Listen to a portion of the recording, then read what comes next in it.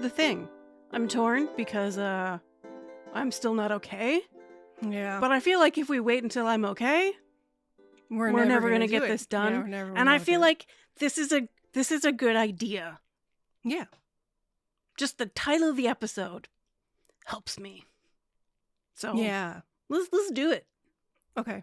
So you want to talk about where this comes from?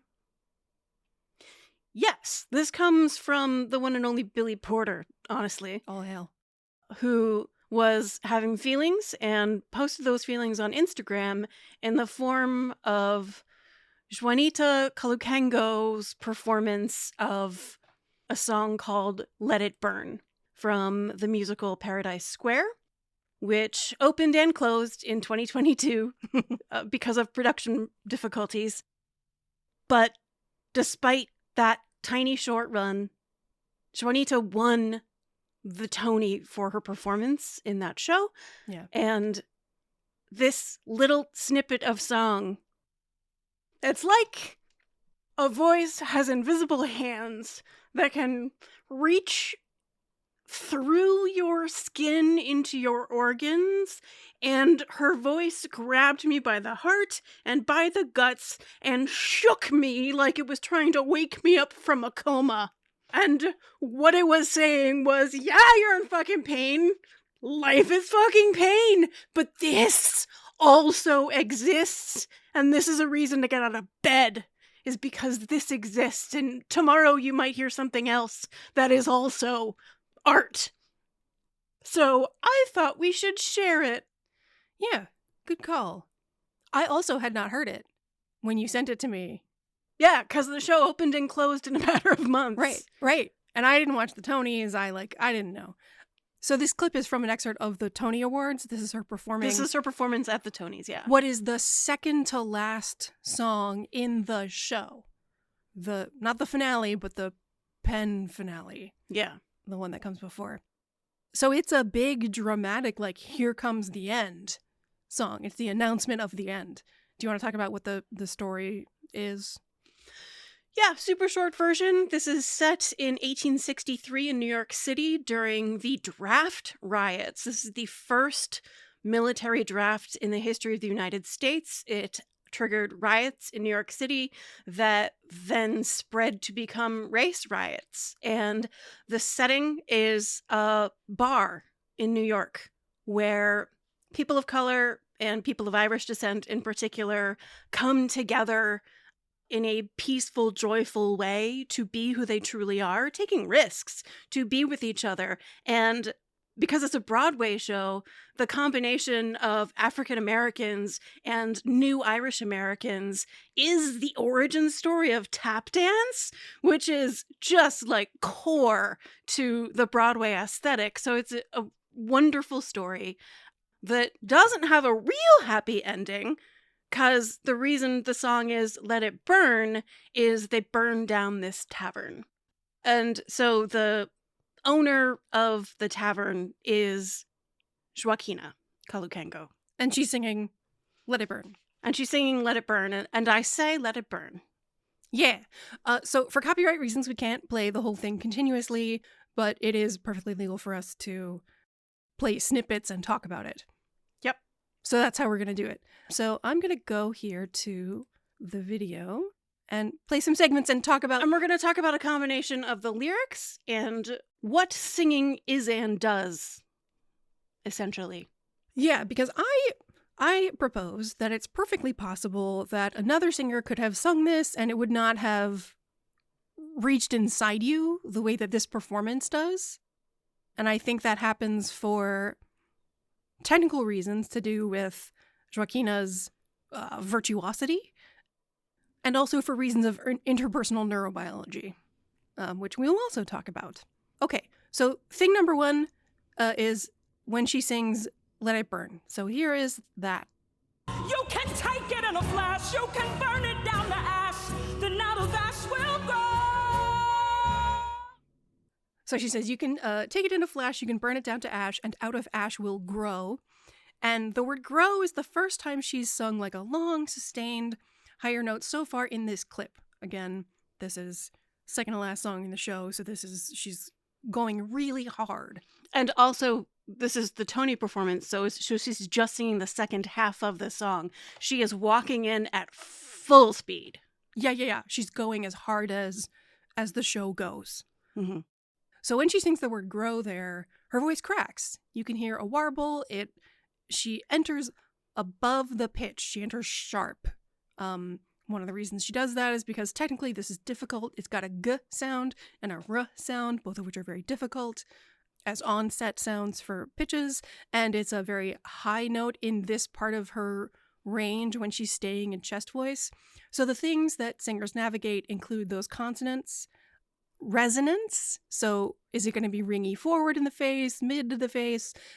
Is it going to be round and dark? Is it going to be bright and tinny? So that's resonance. And registration, which is she going to be in chest voice, belting or yelling? Or is she going to be in head voice, which is like a standard classical sung tone? And it's also the register in which screaming happens. So like head voice, scream, chest voice, yell, or bellow. Yeah? So when she sings the word grow, it's really high for her to be doing in chest voice, but she does it anyway. And she has this onset with these difficult consonants, and the mass of muscle that has to vibrate to create chest voice is a little unstable because she's pushing a lot of air through with a lot of force. And that means that she ends up with an unstable onset.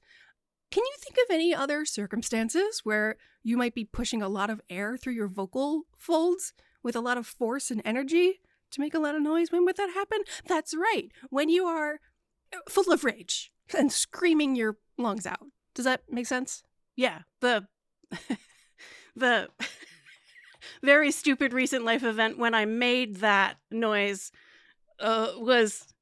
So the cat is 18, and most of the time I have a lot of compassion and a sense of play, but sometimes she wakes me up in the middle of the night and she yells at me.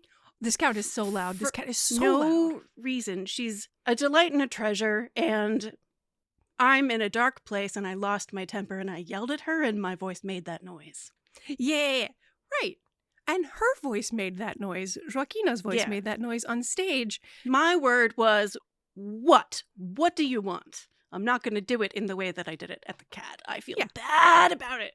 Cool. That's great. Because that's also a difficult thing to hear. One of the reasons that's difficult to hear is because of interpersonal neurobiology, right?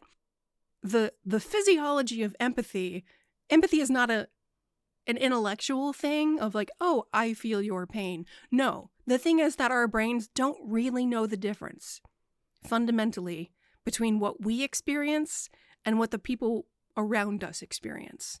In the end, we are built to connect to each other so much that, like infants, genuinely don't discern between their own experience and the world's experience. They're not aware that their experience is different from or individual, separated from the experience of the people around them. So if people around them are upset, they become upset because... Baby becomes upset. Right. And they learn that because the people around them, when the baby gets upset, the people get upset. When the baby laughs, the people laugh. They just get this confirmed over and over again until eventually, around the age of 2, they're like, I can say no. And like, I am a separate person. And it's like a really fun game to discern that other people are different from you and you're kind of independent. Okay.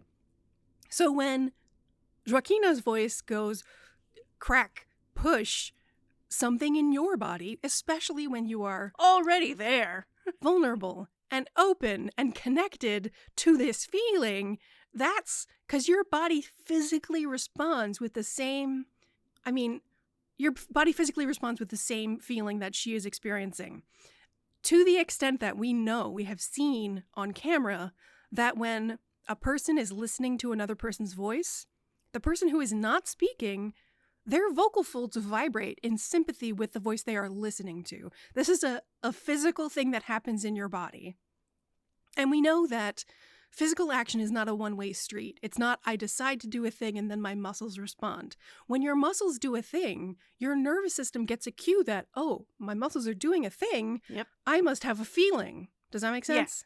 Yes. Okay. Yes. And then your brain starts to be like, there's a feeling, and it starts to make up a story for why the feeling is happening. And in this case, the true story is somebody around you made a noise that made your body vibrate. Yeah. And so here's this feeling.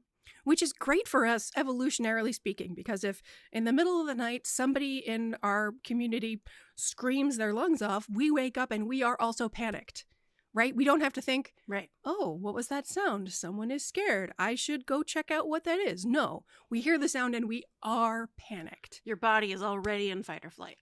Yes, because that's what voices are made to do. So because she has chosen to go to this vocal place that is closer to scream than sing, she is pulling that emotion out of herself and welcoming you into that space also. And I was there, so I'm like, pull up a couch. Yeah. So then she sings the word grow 4 times, and I'm going to play it until it comes Burn. up, and I'll point out when it's going to happen. She plays the word burn. She sings the word burn. Well, she sings the word fire. Hold on. You said she sings You've the got a word. lot to learn. Yeah, she sings the word. I already talked about the word You said she sings the word grow 4 times. grow. No, she sings the word grow once. Right. But the onset of the word grow is messy. Right. And I thought that was like, we're only 17 seconds into this song and she's already, Screaming. yeah. Right at the edge. So when she sings the phrase, we're stronger than the fire, but she doesn't sing fire in 2 notes like that, she makes it fancy, and here's what that sounds like. We're stronger than the fire.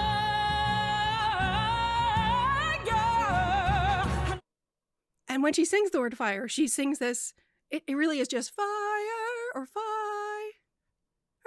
is really what she sings. But there's all this like little flicker upwards that happens, which demonstrates her virtuosity. These fast flickering ornamentations that are text painting of the word fire, and also so on pitch, so perfectly resonated, so well chosen for the registration. I mean, it's beautiful and it's expert, and we know that she can freaking do anything. This is a graduate of Juilliard, right? She's a pro.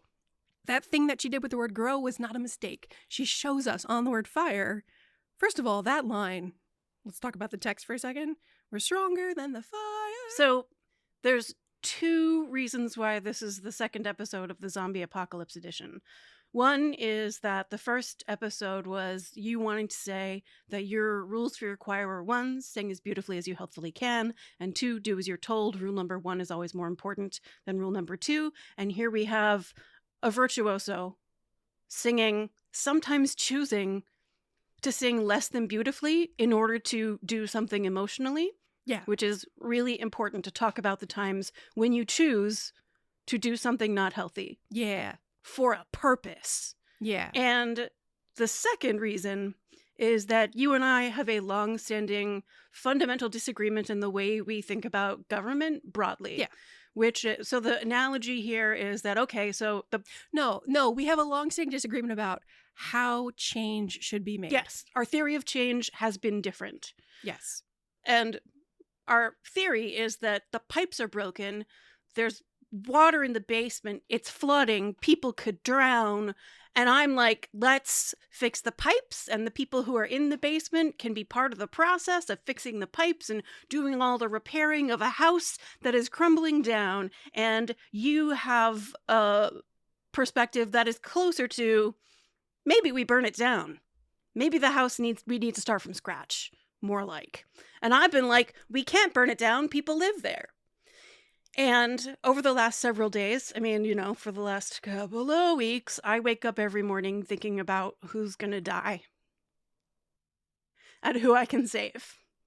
And what I realized when I heard that line, we're stronger than the fire, what I felt was, oh, our theory of change difference doesn't matter anymore.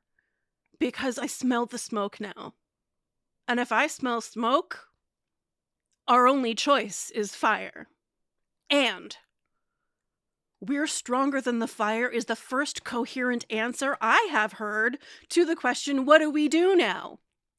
The answer is we're stronger than the fire. So let it burn. So I say let it burn. So our job, I feel, is to help everybody who's listening to this have the tools they need to be stronger than the fire, so that as many people as possible can be helping to rescue the people who don't have access to the resources necessary. And we'll talk about some other ways that the fire metaphor has shown up in my life and been important. But this song, I think, deserves some space and time, because this performance is so extraordinary and grabbed me so hard, and because I feel like it is the foundation of the answer of what the fuck we're gonna do on this podcast, and for as long as we need to.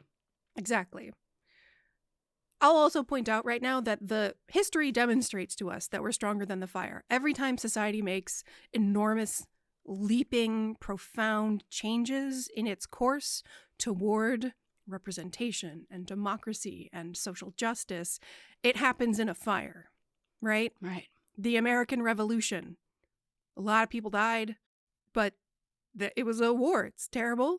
And we survived and became a democracy, right? I mean, and nobody wants to think about, like, I'm living in a time of war. Yeah, the setting for this song is, like, the worst fire that this nation has experienced on its own ground. Yeah. And though the civil rights movement happened with much less bloodshed, there was literal bloodshed. There was literal bloodshed, and all of history since then has been, like, reaction and an attempt to push back against the reaction to the civil rights movement. Like, we have been pretty fucking stuck for, like, 60 years. Yeah. So we know for a fact that as humanity, we are stronger than the fire. The question is, as individuals, how do we live that? And I think Joaquina shows us.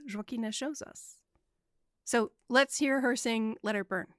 You're gonna hear sometimes it's beautiful and sometimes it's rough. And let's just think about and talk about what that sounds like. Here it is. And I say, let it burn, let it burn, let it burn, let it burn, let it burn,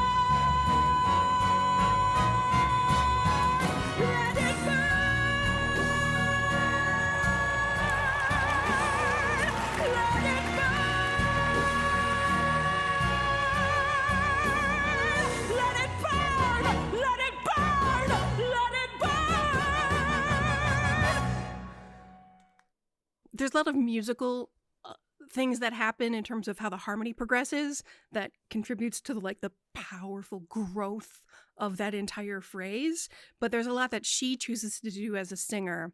And a lot of it has to do with when she pushes harder than she should if she wants her voice to stay beautiful. And she's decided that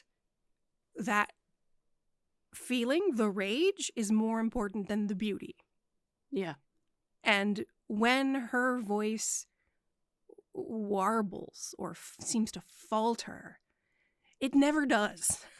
And yeah, as a technical listener, for me, as a person who's been a voice teacher for almost 30 years, 25 years fully, I listen, I'm like, Joaquina, are you okay?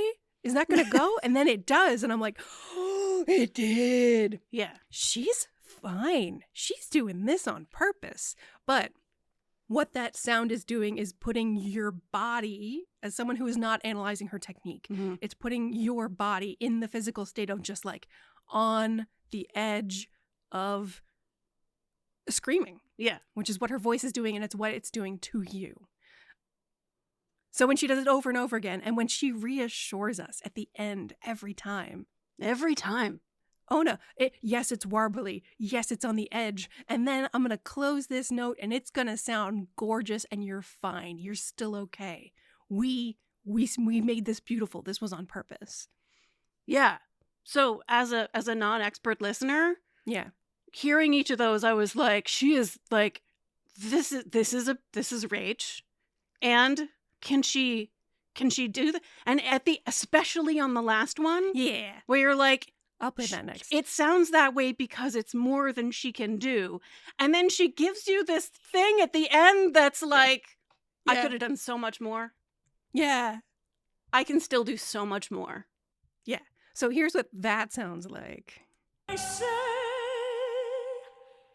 What I just played at 2 minutes exactly was her saying, I say. And she sings the word I in chest voice and then say in head voice. And she like does a little flip She with her flicks her hands, hands up in in the the air. air. Like, I completely surrender. I give up. And the word say is in head voice, which is that lighter, floatier, gentler part of your And voice. I want to say out loud, she is not surrendering to the fire. She is surrendering to her own rage. Yeah. She's saying, let's go. So in that light say is followed by an extremely rageful let it burn. Here's what that sounds like. let it burn. Fully chest voice. And the first one is just chest voice that releases from a straight tone into vibrato. Vibrato can only be produced when you're in a balanced state between air support, which is the balance of, of how firmly you exhale with how the inhalation muscles stay kind of suspended and resist that exhalation, and resonance, where the placement is creating acoustical work that replaces the need for pushing the vocal cords so much. And here's the second one. Let it burn. And it's completely straight and has fry in it. Vocal fry happens in a lot of different ways. People think that it's just when women speak too low and they push their voice lower than it comfortably can be pushed. But fry happens when the muscles of your vocal apparatus are kept thick and cannot vibrate in an organized way because there's too much mass of muscle being asked to vibrate. When that mass of muscle vibrates, it's disorganized and a mess. So you don't get one clean fundamental pitch. What you get is a bunch of different pitches all at once, so it sounds like white noise, like shh or grrr, like that creaky sound. But it also happens when you scream and there's like a in the sound. That is vocal fry. So what she just did was sing with fry, which I would never ask a singer to go that hard. I can't think of any circumstance when I'd be like, even Joaquina, hey, if I were musical director of this show, and I've musical directed lots of shows, and I would never say to Joaquina, hey, can you sort of scream a little bit while you sing this? I would never do that because it feels disrespectful to ask someone to do that to their instrument. Because this is not good for you. There's a lot of talk about vocal fry and people who aren't misogynist hate it because they think women do it. And a lot of people, linguists and stuff, talk about, no, vocal fry is a perfectly normal, natural thing. Your voice is, in fact, built to do it. Something I learned is that there are some language where fry is one of the sounds of the language. Exactly. So it's like a normal, natural thing that people are built to do. But that does not mean that it's really good for you. When you were asking me about this, I explained that bodies are also built to run. But if you do it all the time, you're going to hurt yourself, right? Right. So this is not a thing you should be doing all of the time. Absolutely. You have access to it. Use it for expressive purposes. Mwah, have at it. However, don't do it all the time, and don't let it be the default sound you make with your voice, because your voice, yes, is intended to make that sound. It's designed to have access to that, but it's not designed to do it all the time, because it does create this massive muscle vibrating in a disorganized way, does create tension, and like your vocal folds are literally slapping against each other. So it creates irritation, and long-term will harm your voice. So I don't want anybody like, she said vocal fry is bad. That's wrong. But vocal fry is not inherently bad, but it's also not inherently safe to use all the time. Does that make sense? Yes, she made a choice to do a thing that people who use their voice professionally on purpose do not choose, because doing it all the time has the potential to cause harm to their voice. Yes. But she chose to use it on this in this instance. Yeah. Because it communicates something. It, in fact, does something like my throat hurts a little bit when I hear her do it. Yes, exactly. And I think that is why people hate vocal fry, is because their empathic response, their vocal folds unconsciously recreate what they're hearing. We know for a fact, we've watched vocal folds do this. So when you hear someone speak in vocal fry, your muscles respond by recreating the sound or forming the muscular process that would recreate that sound. And what you've done is now empathically put their voice in the fry position, which is not where they're supposed to be, not where they're really designed to stay. And I think people get upset about vocal fry because what it does is put them in a physiological, uncomfortable position. And it's like, it's like me when I have a pebble in my shoe. I don't know I have a pebble in my shoe. I just know I'm in a bad mood. Yeah. Right? Until I figure out, oh, there's a pebble in my shoe. Yeah. So I think it puts people in a bad mood because people tell a story. They're in a physiological state. Yeah. And their brain's like, why is this happening? Yeah. And eventually you're like, there's a pebble in my shoe. Or in this case, it's, I heard fry and that put my larynx in a position that hurts. Right. And I think that's why people don't like vocal fry. But anyway, I think in this case, you don't respond with, oh, I'm uncomfortable. You respond with, me too, girl. Like, I also. Deeply. Yes. Yeah. So that was the second I too one. am so profoundly enraged that my voice is doing things that if I did it, it would hurt. Yes. I have, broken my voice temporarily by screaming with rage. Yep. Yeah. Mm-hmm. That's the thing that happens. Okay, so that was 2 burns. Here's the third burn. Let it burn.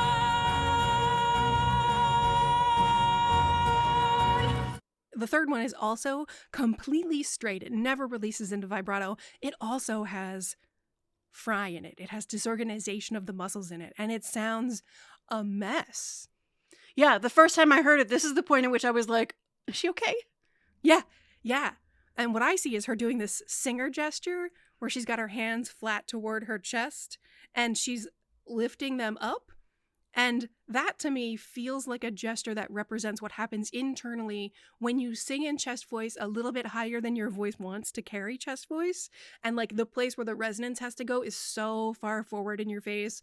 This looks like what the feeling is of the sensation of pushing chest voice up that high and to sing the and vowel that she's using here.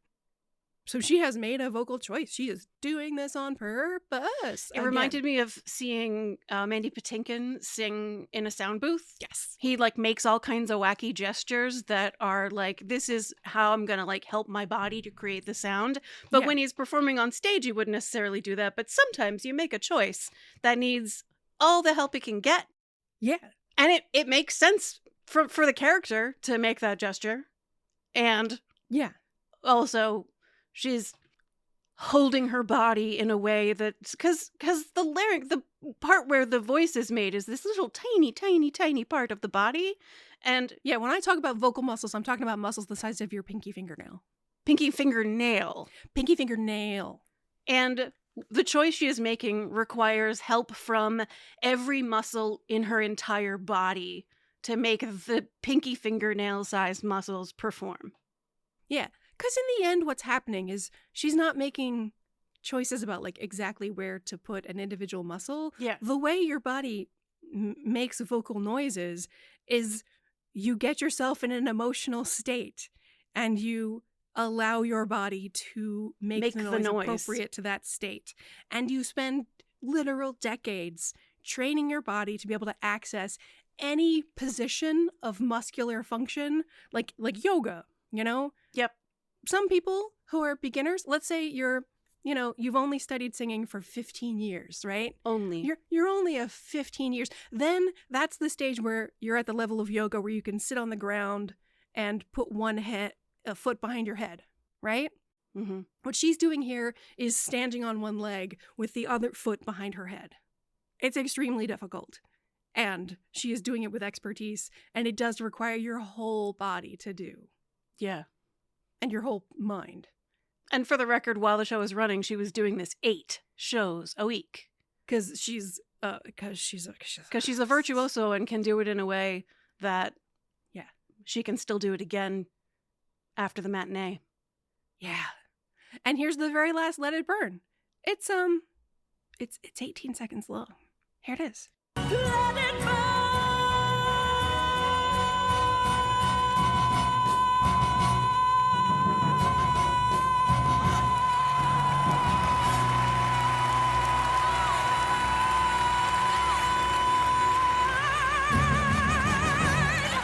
And the appropriate standing ovation. Yeah. So let me say that because I am not an expert listener, Mm-hmm. I experienced the emotion of this thing. And I was like, something just happened to me.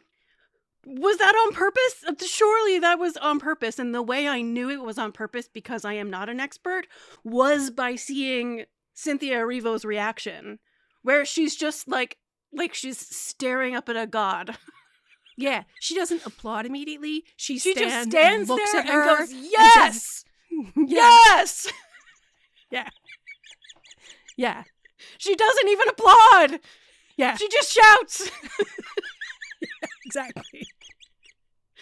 And I was like, so the thing that I experienced, experts, which is part of why I sent it to you, because I wanted you to be like, as an expert, this is a thing. Like, a thing happened. People watched something miraculous happen, right? And also, is this what you mean when you say burn it down? Yeah. Artistically? And just in that one note, it's this microcosm of probably the whole show. Yeah. And probably all of history and society, where it starts out as just a rush, and then it gets scary, warbly, edgy. Yeah. Scream. For the record, I cannot even exhale with no voice for that long. Yeah. And as she's sustaining this pitch on this, I mean, just right on the edge and line between sung tone and screamed tone, Yeah. she doesn't have to hold it this long. The orchestra just stops. Yeah, she keeps going. And she just chooses how long she wants to go. And she just keeps going. I'm guessing that's how it's written in the score, is because I know there's a mark you can put in. A fermata or a caesura. Yeah, that says, orchestra, just wait for Joaquina. She'll tell you when to go. And just as you're like, oh my God, is she okay? Does she have it? She totally has it, because she goes up another step, smoothly transitions from head voice to from chest voice to more of a head blend, and it opens immediately into vibrato, and she's got it. So this is another does she have it? Is she okay? Oh yeah. She's fine. Yeah, and this is the part where it's like, She chose this, she was not done. and it's fine. She's not done. This is not the end. Yeah. Yeah. You thought she couldn't do it? Not only could she do it, she could have done more. Yeah. And it... Oh. And I know that it's the thing that people do, but the fact that, it's the Tonys, she could have broken character and received her applause. Because she's at the Tonys. And the show hasn't been up since the summer. So she could have just been like, yeah, that's right, Lin-Manuel Miranda. That's right, Bernadette Peters. Yeah. That's right. But instead she stays there and she fucking glares at the audience. Yeah. And I feel comfortable saying this because she has also talked about this, that she is honoring the real people who lived this story, that she is honoring the ancestors. And I'm like, the ancestors gave her 18 seconds of that. That didn't come just from her. That came from other places. Yeah. And that is why it, is more than most music experiences. Yeah, that's definitely more than most music experiences. For sure. And the first rule is to sing as beautifully as you can, and the second one is to do as you're told, and the first rule is most important. But sometimes you summon the ancestors and they help you choose violence. To choose something that's not quite safe for you. And let's talk about this as a model for people. It's not a model for people. No. I've wanted to emphasize how expert she is, how thoroughly trained she is. And the fact that she did this 8 shows a week means that she spent the other 2 hours of the show and the other 22 hours of her day being careful with her voice. Yeah. Making only beautiful, healthful sounds so that for those 2 minutes, she could let it burn. So she could get up and do it again the next day. Or the evening show. So there's another song where her husband dies. And yeah, the show asks a lot of this character. Yeah. So, my point is, what she as an actress has chosen to do with her voice to push harder than she healthfully should, really, is not a thing that we should all be aspiring to. no. Because our goal is to sing as beautifully as we healthfully can, and also be able to sing that just as beautifully tomorrow and the day after that and the day after that. Because although I am firmly of the opinion that it's neither a marathon nor a sprint, it's a relay. Yeah. And we pass the baton when we need rest. We need to pass the baton before something breaks. Yeah. So that we can heal soon enough to be able to pick up the baton from the next person who also needs to stop before something breaks. So they can heal soon enough to pick up the baton from the next person so that nobody is paying with their health and certainly not with their life if we can help it. Exactly.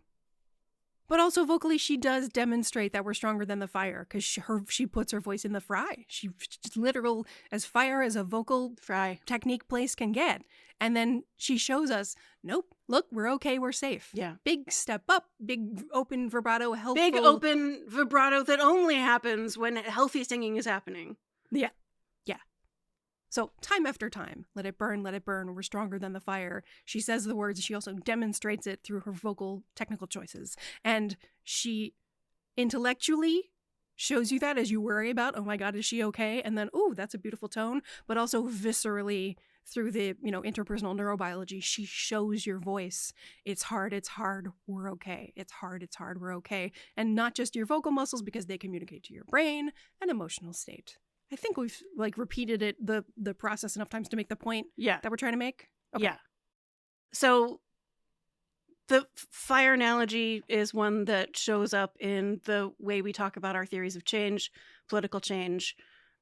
This performance woke me up to the reality that I smell smoke. And two things. Should I do the silly one or the feelsy one first? You're the storyteller. You figure it out. Yeah, the silly thing comes first. Okay. So you know the This Is Fine dog, Casey Green's This Is Fine dog? Yeah, who's sitting in a burning room saying, This is fine. And frame after frame, the fire gets bigger and closer until in the last frame, and people usually don't post this part in their Instagram feed, the dog's skin is melting off its bones like it's the conclusion of Raiders of the Lost Ark. Yeah, and it's an illustration of why optimism is not a good idea. Why optimism bad. Yeah. So this is clearly really silly, but I want us to imagine a story. I want us to embrace.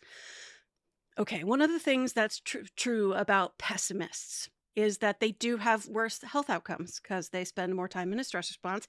However, they also are more likely to have an accurate assessment of what's happening. And you and I are two of the most pessimistic people we know. And we've done the actual assessment. I think, we took the actual assessment and measured it. And I think my higher pessimism than yours is one of the reasons why I have been saying let it burn for longer than I have. 25 years.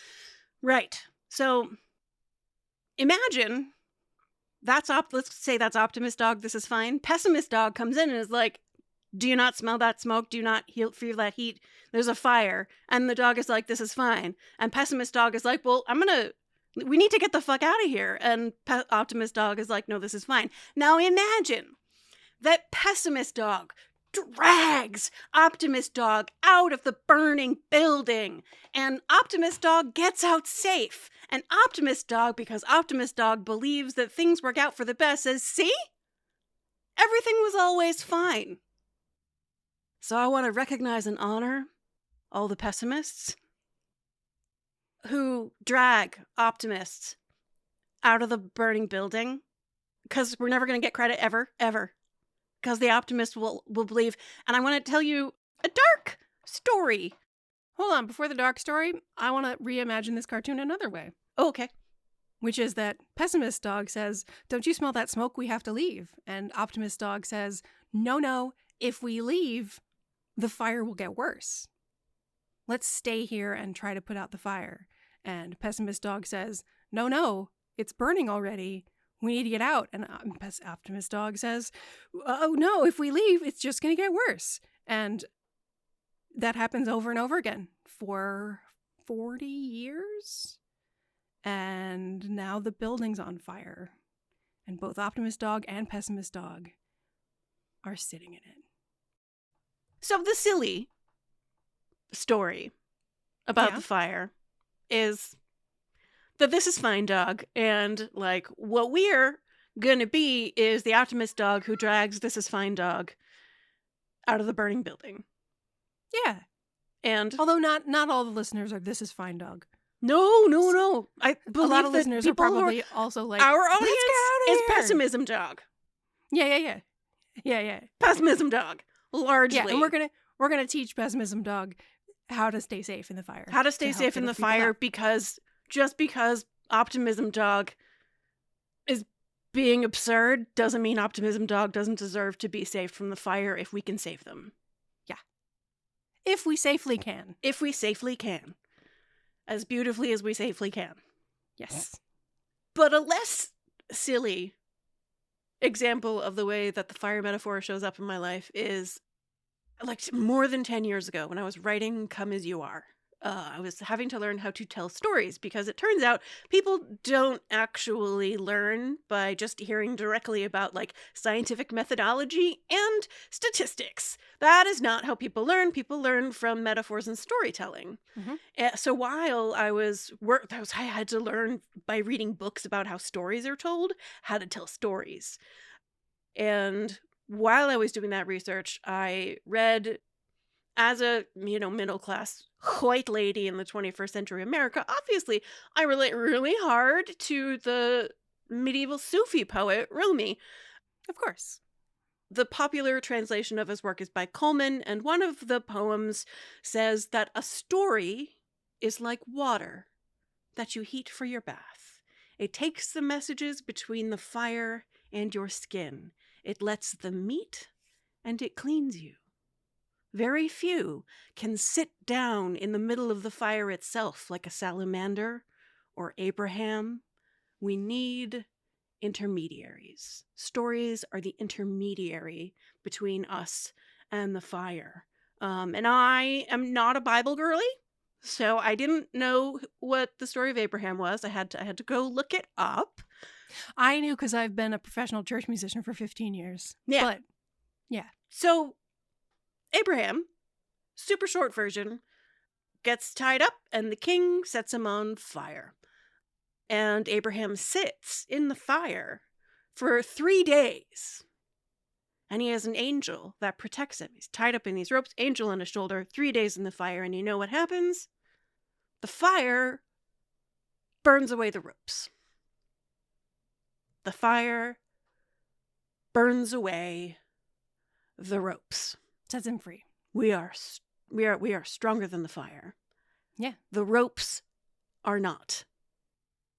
So when I say we're stronger than the fire, what I'm saying is that if a time comes when we have to be in it, history does not, the Bible does not tell us what it was like for Abraham. Yeah. To sit in the fire for 3 days. We don't know how hurt he was. We don't know if he came close to losing hope or losing faith or feeling despair. We don't know. And I want to normalize that if you find yourself in the emotional fire of all the things that are coming, the smoke that we can smell, it may feel hopeless and despairing, but you are not alone, because everyone who listens to this is the kind of person who may wind up in the fire. And it's not just that we're stronger than the fire, and we are, like Amelia said, history relates. We are stronger than the fire. And the ropes aren't. The fire will burn away the ropes. Yeah. The fire is how we get free from where we've been. Yeah. What Rumi does not explicitly say is that the story is the water that protects the listener from the fire. He literally says a story is like water. Yeah. And the water has to be held in something, and that's the tub. And it's the storytellers who are the tub. who sit between the fire and the water. And Yes. you, as a storyteller, sit in the fire like all day, every day. That's While your I'm working, yeah. Yeah, I had to write a whole book about what it took for me to recover from Yeah. the extreme stress of writing Come As You Are. And I have many times described writing burnout as typing while crying. Typing while crying. And as a musician, what it takes for me to be a conductor who works with an ensemble and then to get on stage in front of an audience, both of those parts of my job are standing between the emotion of the music, the intention and the expression itself, and communicating that to the ensemble and then to the audience. So like the work of an artist is to stand in the fire and be the vessel to make the fire safe, comfortable for the audience. Comfortable just enough, because sometimes when you're a truly profound virtuoso, sometimes you can make the water almost too hot. Yeah. And I am inspired. I do not take that as a model for how to do my work most of the time, but I want to be as good at what I do as Joaquina is at what she does. Oh yeah. It is inspiring me in that way. Yeah. And people, I asked explicitly at the end of the first zombie apocalypse episode, like, I don't know if any of the things I have said here have been helpful. And you were like, yes, can confirm. And I was like, I cannot feel that because I am in a dark place. But a couple of people have written and said genuinely nice and supportive. I am glad you are back. It is definitely helpful that you are back in this dark time. And I could feel. Oh, good. Yeah. And I hope you do too. People are glad. We do a very specific thing. Yeah. Our way of doing, like, there are more optimists than there are pessimists. Yes, which is good for the world because it's good for individual health. Yes, and it is in particular weird for someone in what I'm going to go ahead and call the wellness space. Yeah. We're in the wellness space. Have an episode that we're going to call We Are Stronger Than the Fire. See, I want to call it Let It Burn, but that's because I'm more of a pessimist than you. Yeah. Yeah. You're right, though. That is the correct The title. center of our story here, the protagonist is not the fire, the protagonist is us. Yeah.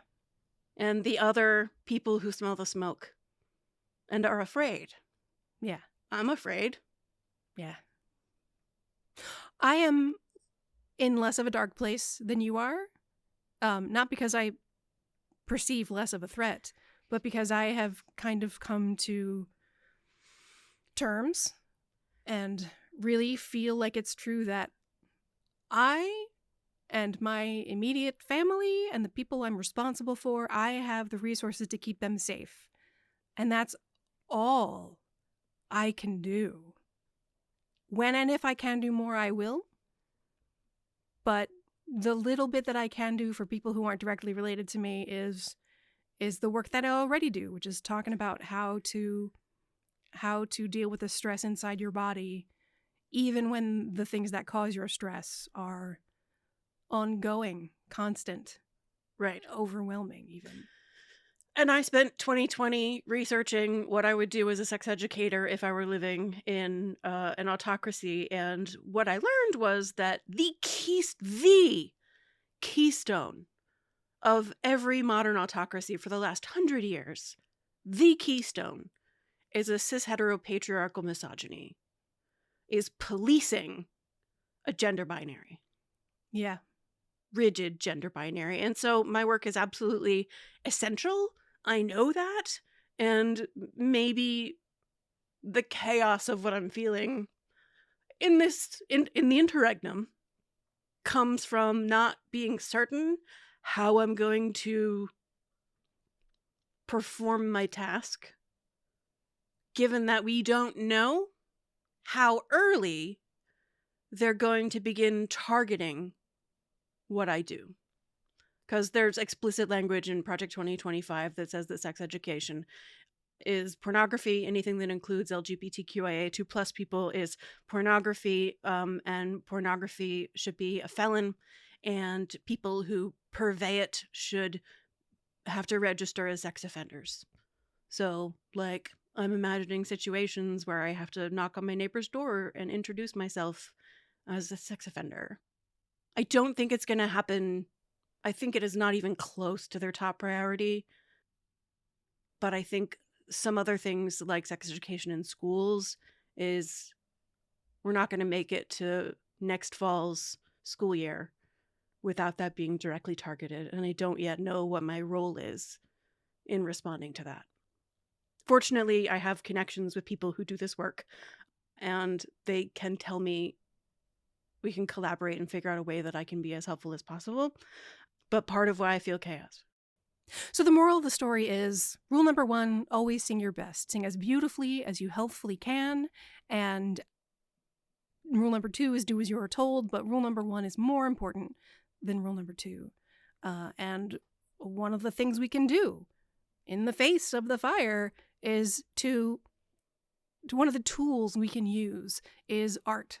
We can find a story that soothes us, or that inspires us, or that sits with us in the fire and says, me too, I'm also burning with you, and I will show you what that feels like. It's one of the most powerful things music can do, is say, you're hurting, or you can't quite feel what you need to feel. I will grab you and drag you into the place where you need to be. It's an invitation and a guide to feel the feelings that maybe aren't accessible on the surface. And the other thing art can do is give us a demonstration of a way forward. Does that make sense? Yes. And our role as health educators is to talk about the explicit things that we can do, the issues we can address, the tactics and strategies we can employ in order to be physiologically and literally prepared to face the rhetorical, metaphorical fire. Oh yeah, I should have let you say that first, because art is one of those tools. And another one of those tools is connection with other human beings, which is what we're doing right here, right now, and what we hope also helps other people to do when they listen to us, to feel like, yep, we're there with you. And we'll be back with you next week, and we hope you'll join us.